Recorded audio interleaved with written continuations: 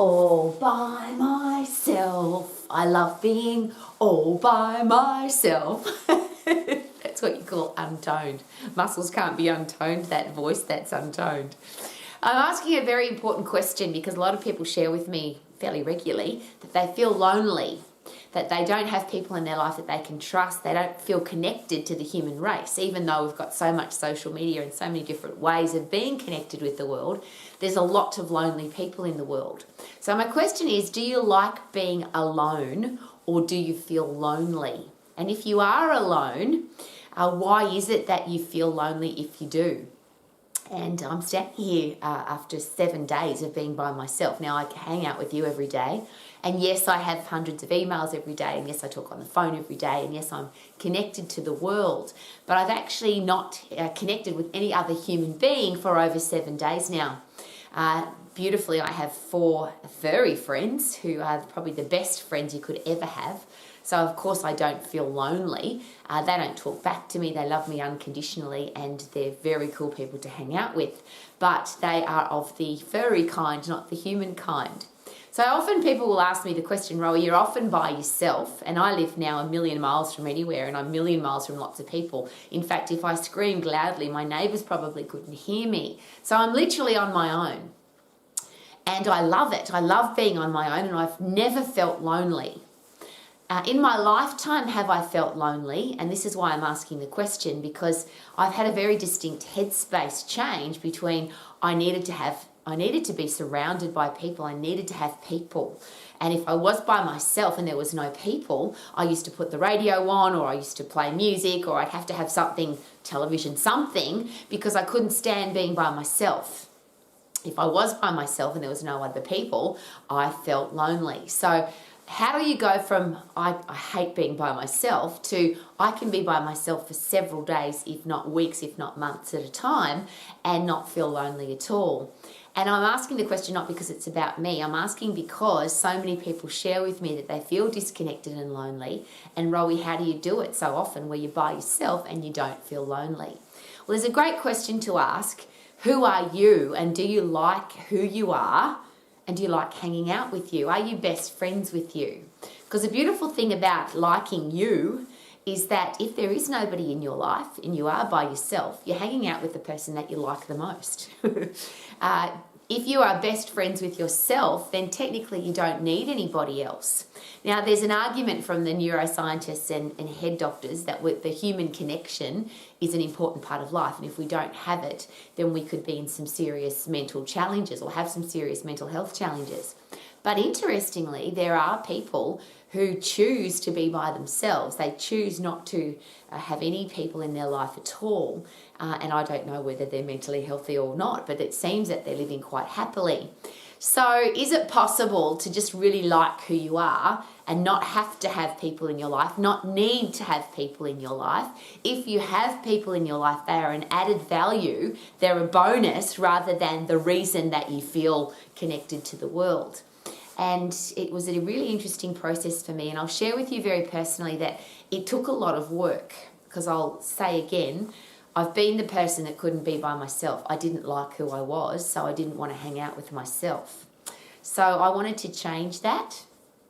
And I did this really interesting, I had this really interesting experience where it was suggested that you invest 14 days, 2 weeks by yourself.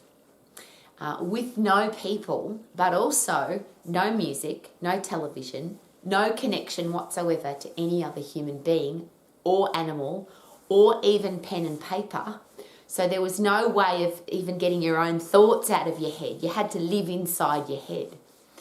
And I thought it'd be easy. I thought I can do that. And the suggestion was that if you invest that kind of time on your own with no other interference, that you will work out what's going on inside your headspace.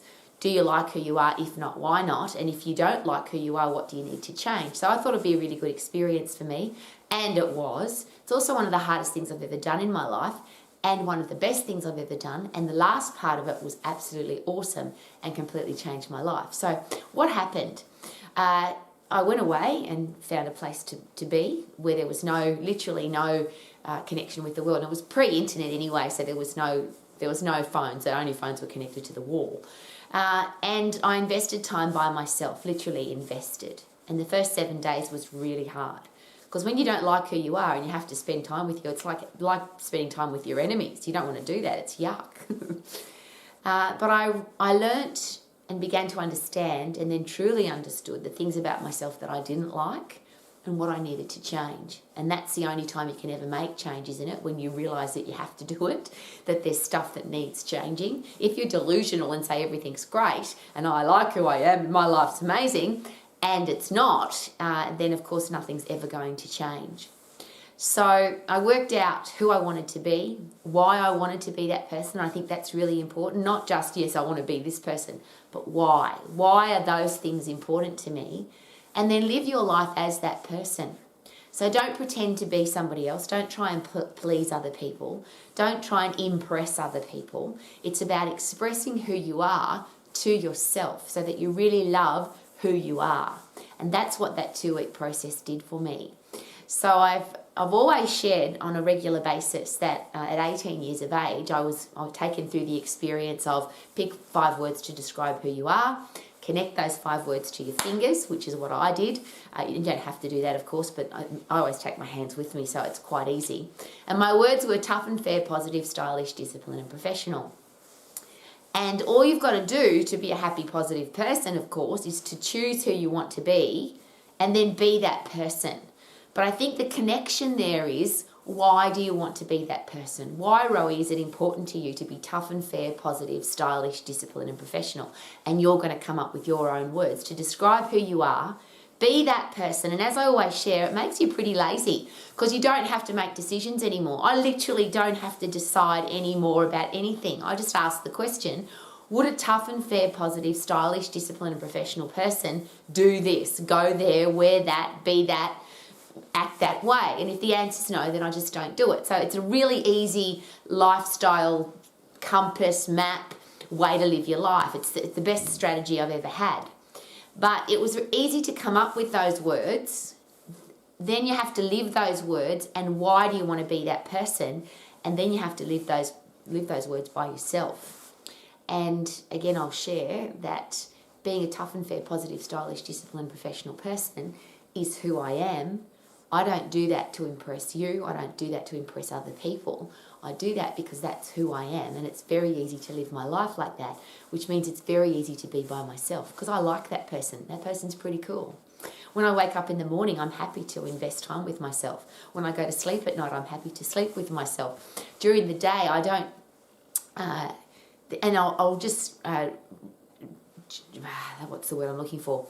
I have different times throughout the day when my headspace is used for different things. That's what I'm trying to share. And yes, I have a lot of time during the day. In fact, at least 5% of my time, sometimes more, is dedicated to learning. And that's what Romax is all about. The 4 things that I'm constantly studying at a level of excellence is how to be healthy, fit and strong, so the human body, and how to stay that way for the rest of your life. How to have a career or business that is successful and profitable, so you can love it and keep doing it for the rest of your life. How to be financially free, which is the easy one because the strategy for that is pretty set. And then how to have great people in your life. But that thing about having great people in your life, the study of that is a lot more about yourself, yeah, than it is about other people. Because here's my next question. If you really like who you are, first of all, you don't need other people. They just add value to your life. They are not the value. Would that be fair? And then second, are you more likely to attract great people into your life? Because if you aren't who you are, if you're pretending to be somebody else, if you're trying to impress other people, if you wear a mask that isn't really you, then how can people connect with you? And I think that's one of the really important questions. If you aren't who you really are, you're pretending, how can we expect people to like us, respect us, want to invest time with us, because actually don't know who we are? Or they think they know who we are, but it's not who we really are. And I think that's where personal relationships become really special and really connected. When you're being who you are and the other person's being who they are, neither person is trying to impress each other, and both people are totally accepting of each other. And now you've got a relationship that really works. Would that be fair? But does that start with yourself first? Do you need to really like who you are so that you don't feel lonely? And the other really interesting part of that is I don't do social media. Yes, I'm chatting with you right now on YouTube, and thank you very much for coming to see me every day with Romax. But I don't do any of this connection. I don't look at the numbers. I don't read the posts. I don't. It's not a connection that I have, because I want real connection. And if somebody wants to talk to me, I'm very available. I send my telephone number out everywhere. My email is out everywhere. You can call me and talk to me. You can come and see me. I want to have a real connection with people. Social media for me, the unreal world of, I'm going to say, and I'll share how this comes into my headspace. I always ask myself this question: if I wouldn't say it to somebody's face, if they were standing there and I wouldn't say it, then why would I say it on any other platform? And I think that's really interesting, because it seems that the world's become very nasty and very negative, and people share with me the horrible stuff that people say about them on social media. And I always ask this question: do you think that if that person was standing in front of you right now, they would have the guts to say that to your face? And that's why I think it's really important that if you like who you are, and I'll put all of that together. If you like who you are and people are nasty to you, it doesn't matter, because you like who you are. If you don't like who you are and people are nasty to you, then of course you might take some of that on board, because you think it's true. You don't like yourself very much, so you think there's a real reason for other people not to like you. And I always use the example, I used to teach group exercise. In fact, for 23 years, I taught group exercise every single day of my life, and for very large classes. And because I didn't really like who I was wanting the praise of other people. So I loved it when people said, "Oh, Rowie, your class was amazing." But if I had one person that didn't like my class, it used to really affect me emotionally. You know, what's wrong with me, and why don't they like me, and what did I do wrong? And it would really hurt my feelings. Well, that's because I didn't like who I was.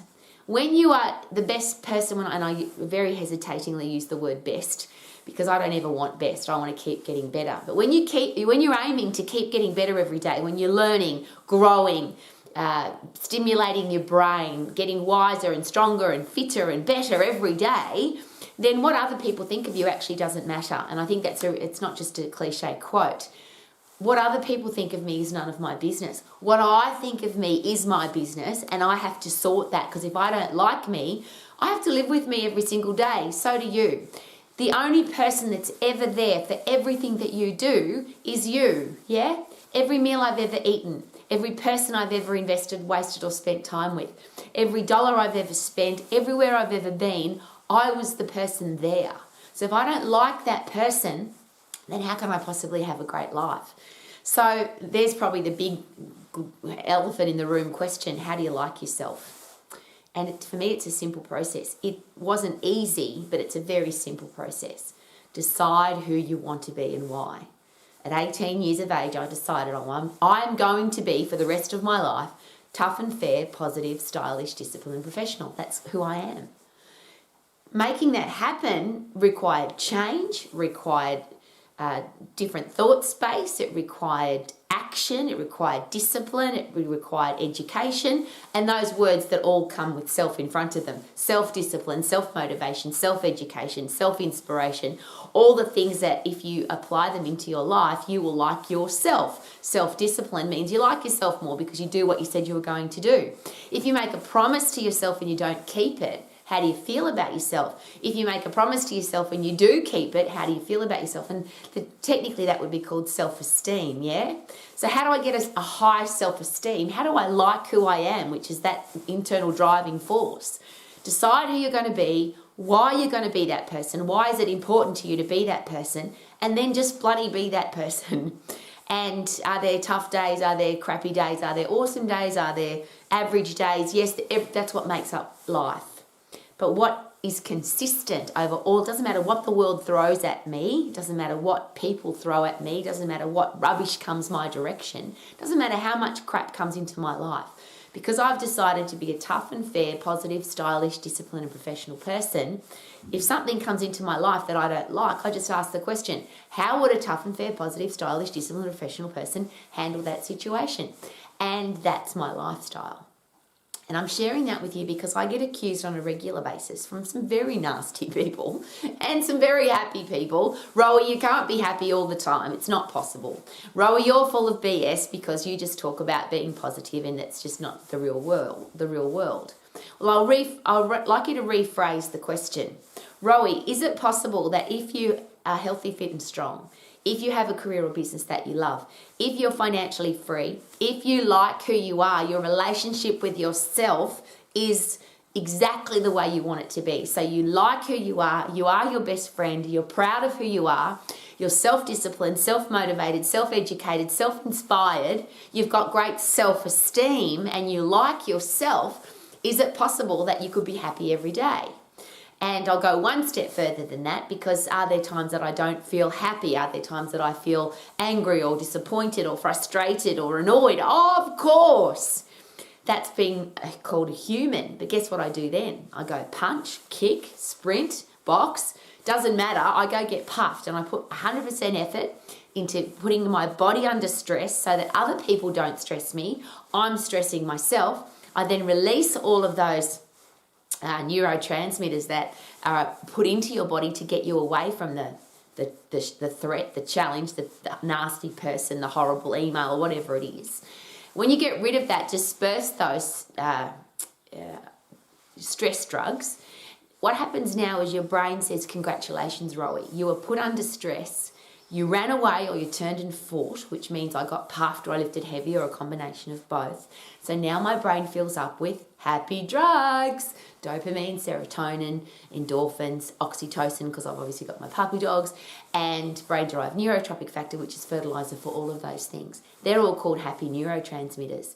So regardless of what goes on, so whatever the world throws at me, whatever I throw at myself, whatever pressure I put myself under, my body, the stress hormones, and that's what's so awesome about understanding the endocrine system, and please study it because it's bloody amazing. When you're under stress, fight and flight is what your body says. Go, Rowie, turn and fight, or get the hell out of there. And here are the drugs to do it. And I have an increased heart rate, increased blood pressure, increased blood sugar levels, increased blood fat levels, and I can get the hell out of there. Now I've reduced the stress completely. It's gone because I've either fought or I've flighted. There we go, fight and flight. Now I feel happy. So does crap happen? Yes. Do I have bad days? Yes. Will you have bad days? Yes. Will crap happen? Yes. How you deal with that is your choice. Would that be fair? You could choose to be miserable and grumpy and depressed and angry and take drugs and smoke and drink and eat too much food and gamble and sit on the couch and feel sorry for yourself. Or, like me, you could sprint, punch, get puffed, lift heavy, combination of both, disperse the stress, and then have a really happy brain. And the beautiful thing about that whole process is the fight and flight system. To go 100% effort takes 10 seconds. So every time I feel stressed or angry or annoyed, 10 seconds later I feel fantastic, which means I like who I am. And that's a wrap up of everything I've just asked. Why would you ever feel lonely when you like who you are? And how do you get to like who you are? You make a promise to yourself and you keep it. You decide who you're going to be and why, and you be that person. And you do all of that regardless of what's going on. So 2 parts to that. I refuse, it doesn't matter what comes into my life, I refuse to be anything but tough and fair, positive, stylish, disciplined and professional. And when stuff comes into my life and it annoys me, frustrates me, makes me angry, I don't feel sorry for myself and I don't sit on my ass. I punch, I kick, I lift heavy, I sprint, I get puffed, and then I feel fantastic. And that's not just some Rowie strategy. You can do that. That's how the human body functions. That's the physiology of the endocrine system, the central nervous system, cardiovascular and respiratory system, the phosphate system. 10 seconds, 100% effort, get the hell out of there and then fill your brain up with happy drugs so that you love who you are, you love what's happened to you, not be angry about it, and you can be by yourself because you're happy. You don't need other people to make you happy. And wouldn't that be a nice place to be? That the people in your life don't make your life happy. They just add value to your life. You can be by yourself. You can be totally alone and not feel lonely because you're with your best friend. Could that be a beautiful way to live? My name's Rowie. Thank you for coming to Romax. I'm here every day with you, to make sure that you can be healthy, fit and strong for the rest of your life. You can have a career or business that you love. You can be financially free, and I'll share again, that's the easy one. And even if there are no people in your life, you can have a great relationship with yourself. And isn't that the most important relationship of all? So, I feel good. No. I knew that I would now. I knew that I would, because every single day I decide to have a great day every day and live my life to the max. And you can too. Live your life to the max. Live your life to the max. Woo-hoo-hoo!